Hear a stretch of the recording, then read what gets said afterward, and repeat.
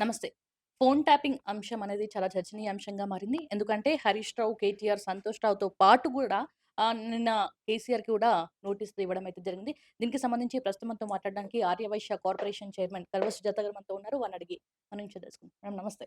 నమస్తే అమ్మా! ఎట్లున్నారు? చాలా రోజులకొచ్చావు. ఎట్లున్నారు? బావున్నాం. సో, ఎట్లా చూస్తున్నారు? ఈ 'కేసీఆర్‌కి' సంబంధించిన నోటీసులని ఎట్లా చూస్తున్నారు? అంటే ఎవరికైనా తప్పు చేసినోళ్ళకి తప్పకుండా విచారణ ఉంటది. శిక్షలైతే పడతాయి గదా! విచారణ పూర్తయిన తర్వాత ఆహ్, మనం బెట్టి ఎలిగేషన్ ఏదైతే ఉంటదో ప్రూవ్ అయిందంటే డెఫినిట్‌గా శిక్ష పడతది. లేదంటాడా ఆయన చెప్పినటువంటి మాటనే ముత్యంలా కడిగిన ముత్యంలాగా బయటికొస్తారు. హ్మ్. దాంట్లో జంకు, బెంకు ఎందుకు? విచారణ ప్రతి ఒక్కళ్ళకి ఒక రాజకీయ నాయకుడిగా ఆహ్, వాళ్ళ జీవితంలో ఏదో ఒక కేసులుండడం తప్పదు. అందులో ముఖ్యంగా కేసీఆర్ హయాంలో జరిగినటువంటి స్కామ్‌లు ఇంత అంత గాదు. మనకందరికి తెలిసినటువంటి విషయమే. ఇన్ని రోజులు తప్పించుకున్నాడేమో డెఫినిట్‌గా దాని అంచులు, మూలాలు ఎక్కడెక్కడ ఉన్నాయో గూడా ఒక విచారణ సంస్థ డెఫినిట్‌గా ప్రతీది తీస్తది. ఏదో ఒక చిన్న ఎవిడెన్స్‌ను గూడా దొరికితే దాన్ని పట్టుకొని లాగుతారు. తప్పకుండా అది జరగాల్సినటువంటి విషయమే. ఎందుకంటే ఇంత పెద్దది ప్రజల సొమ్ము, ప్రజాధనము, ప్రజలు మనల్ని నమ్మి ఒక స్థానంలో కూర్చోబెడితే నువ్విచ్చిన సరే నువ్వేదైనా తిన్నావంటే గూడా ఏదైనా కొంచెం తినాలి. కానీ మొత్తానికే ఎగనాకేసి తెలంగాణను సర్వనాశనం చేసి అందరంటారు రాజకీయ నాయకులు, గవర్నమెంట్‌లో ఉన్నోళ్ళు తింటరు అంటారు. ఎవడన్నా 10% 5% తింటే సరే ఆళ్ళ ఖర్చులుంటాయి. పర్సనల్‌గా ఏదో ఒకటి రకరకాలుగా కార్యకర్తలను ఆదుకోవాలే, లేదంటే వ్యవస్థను నడిపియాలే, ఏదో తిన్నరు, ఏమో జేసిండ్రు అనంటే దానికేమన్నా అది గూడా తినరాదు లెక్క ప్రకారం. కానీ అది గూడా తిని వాళ్ళ సొంత ఆస్తుల్లాగా తెలంగాణలో ఉన్న 119 నియోజకవర్గాలలో సొంత భవనాలు కట్టేసుకున్నారు. హైదరాబాద్‌లో 3 భవనాలున్నాయి వాళ్ళకు. TRS భవను, party office, state office. ఇన్ని భవనాలు హైదరాబాద్‌లో ఉన్నాయి వాళ్ళకు. ఇంకా కాంగ్రెస్‌కి 140 ఏళ్ల చరిత్రున్నాయి. ఇంకా కొన్ని జిల్లాలల్ల, కొన్ని నియోజకవర్గాలల్ల సొంత భవనాలే లేవు. అంటే చూడు ఇగ ఇంత స్కామ్ జేసినోళ్ళు భవనాలు ఒక్కటే గాదు గదా! వాళ్ళ 1000 ఎకరాల ఫార్మ్ హౌజులు, వాళ్ళ కల్వకుంట్ల కవిత ఆహ్, బుర్జ్ ఖలీఫాల ఫ్లాటు, జూబ్లీ హిల్స్‌ల 150,00,00,000తోని ఇల్లు, ఇంకా కేసీఆర్‌కి రకరకాల ఫార్మ్ హౌజులు, హరీష్ రావుకి రకరకాల ఫార్మ్ హౌజులు ఇట్లాంటివన్నీ రకరకాలుగా వాళ్ళ స్కాములు జేషిండ్రు. ఈ ఫోను ట్యాపింగ్ దీనికి నేను ఇదెందుకు చెప్తున్నావు అక్క నిన్నడిగిందేంది ఫోను ట్యాపింగ్ నువ్వేమో స్కామ్‌ల గురించి చెప్తున్నావు. దీంట్లో ఫోను ట్యాపింగ్‌ల వల్ల వీళ్ళకి జరిగినటువంటి లాభాల గురించి చెప్తున్నాను నేను. వ్యాపారస్తుల్ని బ్లాక్‌మెయిల్ చేశారు. రాజకీయ నాయకుల్ని గురిపెట్టి కూసున్నారు. వాళ్ళ ఉన్న పార్టీలనందరిని కంట్రోల్‌లో పెట్టుకోవడానికి ఫోను ట్యాపింగ్‌లు చేషిర్రు. ఇది ఎంతవరకు కరెక్ట్ నాకు జెప్పు నువ్వు? ఇది ఒక పెద్ద నేరం. నిజంగా చెప్పాలంటే మర్డర్ చేసిన దానికన్నా ఎక్కువ పెద్ద నేరం. ఎందుకంటే వ్యక్తిగత సమాచారం ఇంకెవ్వరు గూడా అది గోప్యం ఎవరిది వాళ్ళకి ఆ వ్యక్తిగత సమాచారాన్నే మీరు లాగేషిర్రు. అంటే ఏమన్నా అంటారు వాళ్ళోళ్ళు మాట్లాడతారు డిబేట్‌లలో కూర్చొని. ఎందుకు అధికార ఆహ్, ఆహ్, ప్రభుత్వాలు ఎవరి మీదన్నా అనుమానమొస్తే వాళ్ళని ఫోను ట్యాపింగ్ చేస్తారంటే, ఫోను ట్యాపింగ్ ఇంత ఈజీగా చెయ్యరాదు, చెయ్యరు. అది నేరం. ఎవరు జేయాలే? దానికొక వ్యవస్థ ఉన్నది. ఆ వ్యవస్థ కేంద్ర కమిటీతోని మాట్లాడి, ఆ కేంద్ర కమిటీ యాక్సెప్టెన్స్ తీసుకొని, అది గూడా మాక్సిమం 3 రోజులు, 4 రోజులు దానికి సంబంధిత డేటా తీసుకోవడం కోసం మాత్రమే ట్యాపింగ్ జేస్తారు. అంతేగాని పూర్తిగా పోనీ అదేమన్నా ఉంటే గూడా దాన్ని అఫీషియల్‌గా వాళ్ళు డిక్లేర్ చేసి రాసియాలి. డిక్లరేషన్ వీళ్ళ ఫోన్‌లు ట్యాపింగ్ చేసినామని అధికారులు గూడా రాయాలి.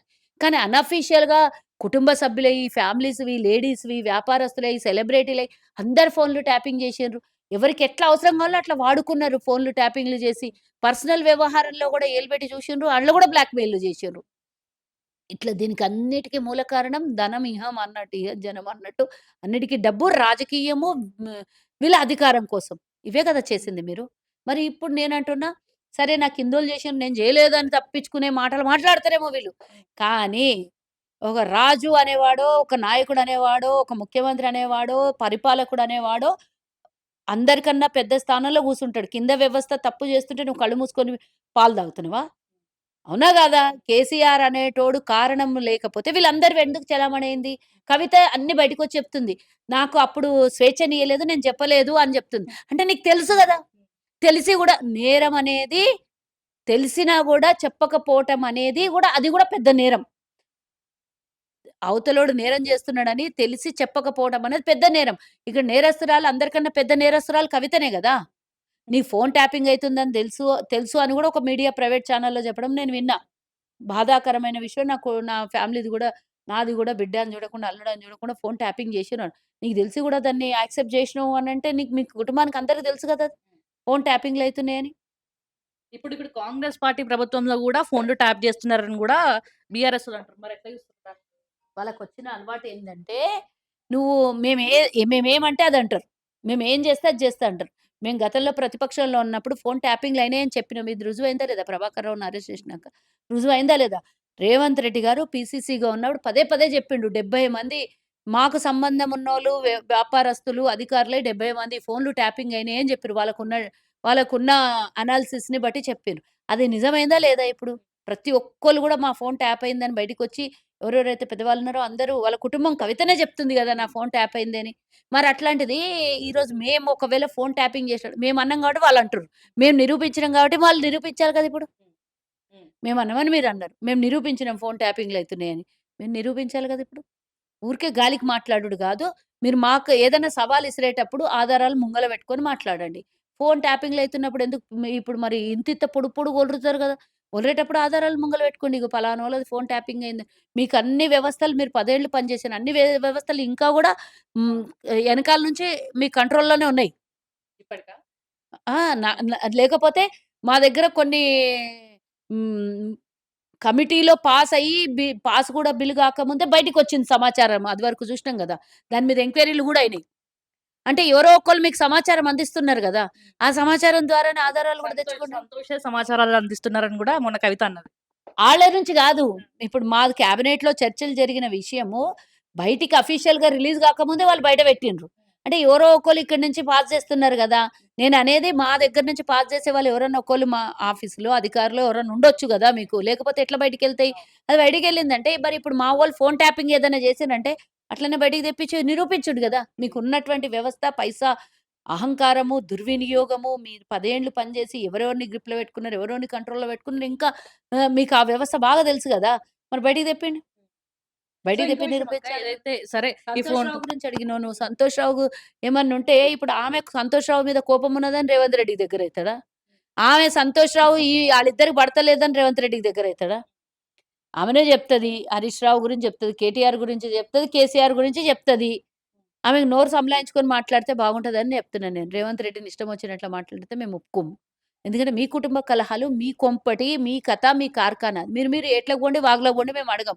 నువ్వు రాజకీయం చేసుకుంటున్నావు ఏమైనా చేసుకో. నీకొద్దనం. స్వేచ్ఛ భారతదేశం ఉన్నది. రాజ్యాంగం మనకు కల్పించిన హక్కున్నది. ఆ హక్కు ప్రకారం నువ్వు ఏమైనా చేసుకో. కానీ వ్యక్తిగతంగా రేవంత్ రెడ్డి గారినంటే మాత్రం ఊరుకునేది లేదు.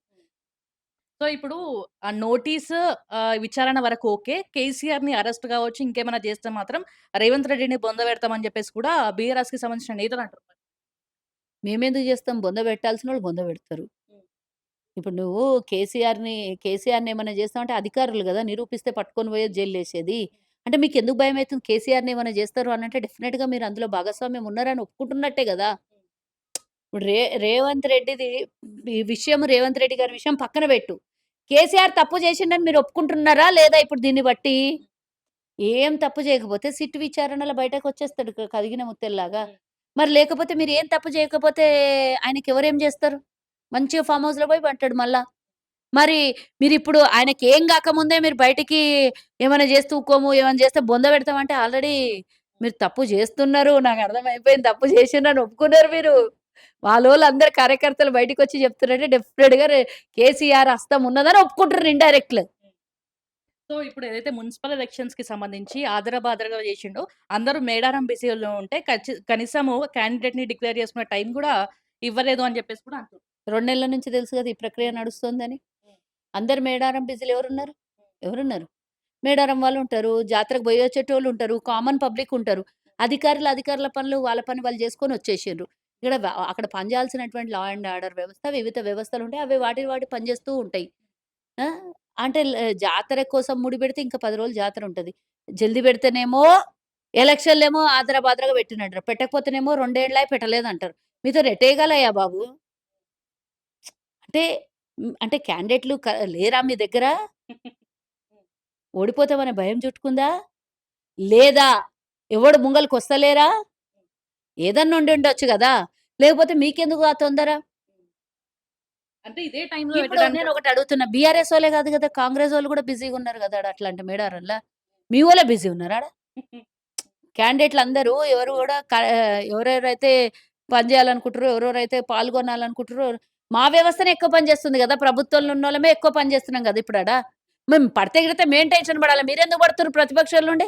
అంటే మీకు కాన్ఫిడెన్స్ ఉందా అట్లా? అరే! నేననలేదు. నువ్వు అడిగిన దానికి నేను ఆన్సర్ చెప్తున్నా. నేను 100% కాన్ఫిడెన్స్ ఉంది మాకు. నేను చెప్తున్నా భయపడేటోళ్ళకి ఆన్సర్ చెప్తున్నా ఇది. 100కి 100% రాసి పెట్టుకో మళ్ళా ఒక బయట తీసుకోవడానికి రా. వాళ్ళకున్నటువంటి భయం బయటపడింది ఆళ్ళది. కాబట్టి 100% వాళ్ళ భయమే మా కాన్ఫిడెన్స్. సో, ఏదైతే బొగ్గు స్కామ్ గురించి గూడా హరీష్ రావు గూడా మాట్లాడుతున్నారు. ఇవన్నీ డైవర్షన్ పాలిటిక్స్ చేయడానికేనే రేవంత్ రెడ్డి ఇవన్నీ డ్రామాలాడుతున్నాడు. ఏం ప్రజ డైవర్షన్ పాలిటిక్స్? ఏవి? ఏదైతే బొగ్గుకి సంబంధించి ఏం గావచ్చు, డ్రామాలాడిండు? ఏం డ్రామాలాడు? ఎలక్షన్స్‌కి సంబంధించి ఇవన్నీ చేయడం. ఈ ఫోన్ ట్యాపింగ్ గావచ్చు, ఈ అంశాలు గావచ్చు, ఇవన్నీ ఇది డైవర్షన్ గత పాలిటిక్స్ కోసం. ఏడాది నుంచి నడుస్తుంది గదా! Phone tapping. హ్మ్. నడుస్తూనే ఉంది. విచారణలు జరుగుతూనే ఉన్నాయి. హరీష్ రావుది అయిపోయింది. నేను అవన్నీ అంటున్నా. నీ నీ మాటల్లో మాట్లాడు. మేము డైవర్షన్ మీరు గతంలో చేశారు. మాకు ఆ డైవర్షన్స్ అవసరం లేదు. హ్మ్. కేంద్ర బొగ్గు శాఖ మంత్రే వచ్చి కిషన్ రెడ్డి మీటింగ్ పెట్టిండు. ప్రెస్ మీట్ పెట్టిండు. అసలు దీని ప్రక్రియనే పూర్తి కాలేదు. ఎవరికెవరు కాంట్రాక్ట్‌లు ఇచ్చిండ్రని ఎవరెవరు చెప్తున్నారు. ఇది ప్రక్రియ మరి మీరెట్లా ఆరోపణ చేసిండ్రు? గతంలో మీ హయాంలోనే కవిత చెప్పింది. మీరే కదా ఇచ్చిండ్రు ఆయనకు కాంట్రాక్టు. ఆయనెవరు అని అడిగింది ఆమెనే. అవును. మరి మీరు తప్పులు చేసి మా మీద రుద్దే ప్రయత్నం చేస్తారెందుకు? దొంగ వచ్చే దొంగ దొంగ అన్నట్టు మీరు 24 గంటలు ఏది నోటికొస్తే అది మాట్లాడుడేనా? ఏది నోటికొస్తే అది ఒర్రుడేనా? మీరు చేసేది తప్పు. ఆ తప్పునంతా మా మీద రుద్దాలనుకుంటారు. కవిత చెప్పింది మీ ఇంట్లో పుట్టిన బిడ్డనే, మీ సొంతం రక్తం పంచుకొని పుట్టిన బిడ్డనే హరీష్ రావుకు డైరెక్ట్‌గా చెప్పింది. మీరే గదా! నీ హయాంలోనే గదా! ఆయనకు పదవులిచ్చింది, కాంట్రాక్ట్‌లిచ్చింది అని జెప్పింది. మరి ఈరోజు రేవంత్ రెడ్డి ఇయ్యకముందే ఇచ్చిన బావమరిదికి అని చెప్తుండేంది నాకు అర్థం కావట్లేదు. వాళ్ళు ఏ తప్పులు చేసినా మా మీద ఏడిచే అలవాటయిపోయింది. ఏడవండి ఇట్లనే ఏడవండి. ఇంకా పైకొస్తారు యెస్. మీరేమైనా ఏడిస్తే. మీకు శాతగాక ఏడుస్తున్నారు. మేము ప్రతిపక్షంలో ఉన్నప్పుడు ఇట్లా ఏడ్చినామా ఎప్పుడన్నా? ప్రభుత్వాలు పడిపోతాయి అని ఏడ్చినామా మేము? లేదా ఇట్లాంటి విషయాలలో ఏడ్చినామా? ఏదన్నున్న ఆధారాలు మా రేవంత్ రెడ్డి పీసీసీగా ఉన్నప్పుడు గాని, ఎంపీగా ఉన్నప్పుడు గాని, ఎప్పుడైనా గాని ఏదైనా మాట్లాడితే ఆధారాలు ముంగల పెట్టుకొని మాట్లాడుతుండే. వితౌట్ ఎవిడెన్స్ ఏది కూడా మాట్లాడకుండే. మరి అట్లాంటిది ఈరోజు మీరు ఏం పెట్టుకోకుండా ఆరోపణలు మాత్రమే చేస్తున్నారెందుకు? మేము మాట్లాడితే రాజకీయంగా మాట్లాడినాం. మేము మాట్లాడితే ఆధారాలతోని మాట్లాడినాం. మేము మాట్లాడితే రాజ్యాంగాన్ని దృష్టిలో పెట్టుకొని మాట్లాడినాం. రాజ్యాంగాన్ని గూడా ఖూనీ చేస్తున్నారని జెప్పేసి మొన్న ఒక 3 గంటల పాటు డ్రామా గూడా ప్లే జేసిర్రు మరి బీఆర్ఎస్ ఒక్క నిమిషం. భవన్‌లో. రాజ్యాంగాన్ని గాదు. ఫస్ట్ నేను ఈ మాట జెప్పాలి. వాళ్ళు మా ప్రభుత్వం ఏర్పడిన వారం రోజులకే ప్రభుత్వం కూలిపోతది అన్నారు. ఆ ఆ ఆ అవునవును. హక్కు మీకెవడిచ్చిండు? ప్రజల చేత ఎన్నుకోబడినటువంటి ప్రభుత్వం. అవును. మేము గతంలో 10 ఏళ్ళు ప్రతిపక్షంలో ఉన్నాం. ఎన్నడన్నా మేము మీ ప్రభుత్వాన్ని కూలుస్తామన్నామా? మా 20 మంది ఎమ్మెల్యేలని తీసుకొని పోయినప్పుడు గూడా మేము మాట్లాడలే. మరి మీరు ఇప్పుడు ఈరోజు ఎట్లా మాట్లాడిండ్రు దానికి? ప్రభుత్వం వచ్చిన నెల రోజులు, వారం రోజులకే ప్రభుత్వం కూలిపోతది. మాదే వస్తది 3 నెలలకు, 6 నెలలకన్నారు. ఆ! ఎప్పుడు మా మంత్రులు ఏడన్నా కూర్చొని మీటింగ్ పెట్టినా వాళ్ళ ఇండ్లల్లకి ఒక్కొక్కళ్ళు కలవని అయిపాయే అందరూ కలిసిర్రు ఒకజాల కలిసిర్రు ఇగ. రేవంత్ రెడ్డిని బడేయని కలిసిర్రు. ప్రభుత్వాన్ని అవును. కూల్చేస్తారు. వాళ్ళే అరే! గుంట కాడ నక్కల్లాగా కాసుకొని కూర్చుంటారు. ఎప్పుడు ఏమైతది? మేమిట్లా కాకుల్లాగా అధికారాన్ని గుంజుకుందామని. మీకంత అవకాశం ఇయ్యరు. అయిపోయింది తెలంగాణలో మీకు అవకాశం ఇచ్చుడు. ఖతం అయిపోయిన కథం ఇది. టీఆర్ఎస్, బీఆర్ఎస్ అయింది. బీఆర్ఎస్ బొందబెడతది. హ్మ్. అంతే మీకింకేం లేదు. 24 గంటలు మా మీద ఏడ్చుడు తప్పించి ప్రజల సమస్యల గురించి మాట్లాడే సమస్య తెలవదు. హ్మ్. ఇప్పుడు ఎలక్షన్స్ ఒస్తాయి మరి ఖైరతాబాద్‌లో బై ఎలక్షన్స్ అనేసని అంటున్నారు. ఆయననేమో కోర్టు బీఆర్ఎస్ పార్టీ. పరిధిలో ఉన్నది. అది స్పీకర్ పరిధిలో ఉన్న విషయం నేను మాట్లాడలేను. నాకు తెలవదు గదా! దాని గురించి నాకు తెలవదు. నేను మాట్లాడలేను. దాని ఆహ్, రూల్స్ అండ్ రెగ్యులేషన్స్ నాకు తెలవదని నేనేం మాట్లాడలేను. వస్తాయా? రావా? ఆ టైంని బట్టి నిర్ధారణ జరుగుతది. ఇదన్నీ పక్కకు పెడితే గతంలో మీరు తీసుకున్న ఎమ్మెల్యేల గురించి మాట్లాడే హక్కు మీకెంతున్నదో మేము బర్ల దొడ్డిలో ఆహ్, వీళ్ళని కట్టే దొడ్లలో బర్లను కట్టేసుకున్నట్టు తెచ్చుకున్నాం మేము 20 మందిని అని మీరు డైరెక్ట్‌గా మీ వాళ్ళ నాయకులే మాట్లాడినట్టు మాటలు. మీరు తీసుకొని పోయిండ్రు 22 మందిని ఎల్‌పీని విలీనం జేసి దరిద్రం చరిత్ర అంటగట్టుకున్నది మీరు. అట్లాంటి వ్యవస్థ మాకు రాదు. అవసరం గూడా లేదు. మేము అట్లా తీసుకోవాలనుకుంటే ఉన్నోళ్ళు మొత్తం ఖాళీ అయిపోతారు. హ్మ్. ఉన్నోళ్ళు మొత్తం ఖాళీ అయితారు. కేసీఆర్, కవిత, హరీష్ రావు, కేటీఆర్ నలుగురే మిగులుతారు. హ్మ్. మొత్తం వ్యవస్థ ఖాళీ అయితది. కవితని ఎట్లా చూస్తారు అక్క? ఆమె మరి లయన్ సింబల్ పైన గూడా నించోబెట్టబోతుందంట ఇప్పుడొచ్చే మున్సిపల్ ఎలక్షన్స్‌లో మరి. లయన్ అన్న ఉండని, టైగర్ అన్న ఉండని గుర్తించిన రోజు ఉండే గదా! ఆ! ఆ! గుర్తించిన రోజు ప్రజలు. అంటే పార్టీల గుర్తు మీద ఓట్లేయరంటారా? మా పార్టీకి ఒక్కొక్కళ్ళు 20, 20 మంది, 30 మంది అప్లికేషన్‌లు పెట్టుకున్నారు. మాకే బోలెడంతున్నది. ఇగ దాని గురించి ఆలోచించేంత అవసరం గూడా మాకు లేదు గదా! సరే. బంగారం విషయం గురించి ఏం చెప్పాలనుకుంటున్నారక్క? గతంలో గూడా జగ్గారెడ్డి అన్నాడు. ఏదైతే ఫస్ట్ మోదీని అడిగితే బావుంటదేమో ఈ బంగారం విషయం గురించి. ఆ! నేను ఇందాకనే ఒక స్టేట్‌మెంట్ ఇచ్చిన. ఈరోజు 2,00,000 దాటిపోవస్తున్నటువంటి బంగారం గురించి మాట్లాడితే ఎంత బాధాకరం. డాలరేమో ఆకాశానికి పరిగెడుతున్నది. మెడలో బంగారం పుస్తెలు గూడా బంగారంవి. పుస్తెలు తాడు గాదు నేననేది. పుస్తెలు గూడా పేదింటోడు పుస్తెలు గూడా నోచుకోనటువంటి పరిస్థితికి తీసుకొస్తాడేమో మోదీ పాలనలో అనిపిస్తోంది నాకు. అట్లంటే బంగారం పెరగడానికి మోదీకేం సంబంధం అంటారు ఈ బత్తాయిలు.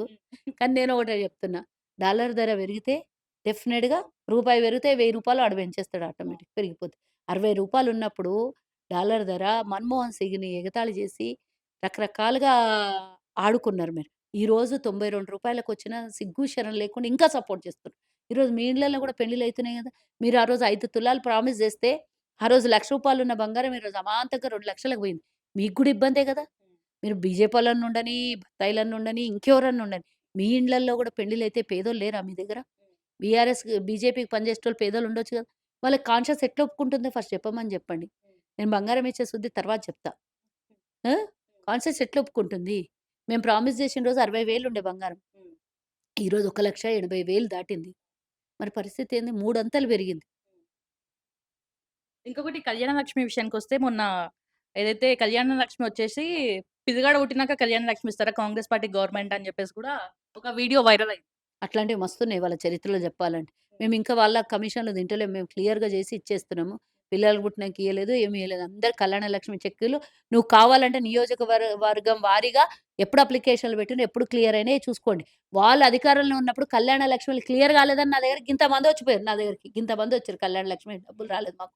యాడదయింది మా ఇంట్లో పెళ్లయ్యి 2 ఏండ్లు అయిందని చెప్పినోళ్ళు చాలా మందొచ్చిపోయారు. ఇయన్నీ ముచ్చట్లు చెప్పొద్దని జెప్పండి. కళ్యాణ లక్ష్మి చెక్కులు అన్నీ చాలా క్లియర్ అయితున్నాయి. బిడ్డ పుట్టినాక ఇయ్యలేదు, కొడుకు పుట్టినాక ఇయ్యలేదు గానీ, తప్పకుండా ఇస్తాం. వాళ్ళలాగా 30% కళ్యాణ లక్ష్మిల కమిషన్‌లు తీసుకొని మా వాళ్ళు మాత్రం జెయ్యరు. పెళ్ళిళ్ళ మీద పైసలు తిన్నారు, సావుల మీద పైసలు తిన్నారు, పదవుల మీద పైసలు తిన్నారు, అన్నిటి మీద పేలాలు ఏరుకొని తిన్నారు. మీలాగా మాకవసరం లేదు. రేవంత్ రెడ్డికి రాజకీయం చేయనీకి వస్తలేదు. ప్రజలను పట్టించుకోనీకి వస్తలేదు. ఎళ్ళిపోతే మంచిదని చెప్పేసి కేటీఆర్ కూడా అన్నాడు. ఏడికెళ్ళిపోవాలి? రాజకీయాలు వదిలేసి. ఆడెవడు జెప్పడానికి? ఆడెవడు పిండక్కుడు వెధవ జెప్పడానికి? ఆళ్ళకి చెయ్యరాక గాదు. ప్ర ప్రజల్ని పిచ్చోళ్ళని జేసి తెలంగాణ ప్రజల్ని దోసుకొని తిన్నారు. అంటే ఆయనేమంటుండంటే నేను నాకొచ్చినట్ల నీకు దోసుకొని రాదు రేవంత్ రెడ్డి అంటున్నట్టున్నాడు.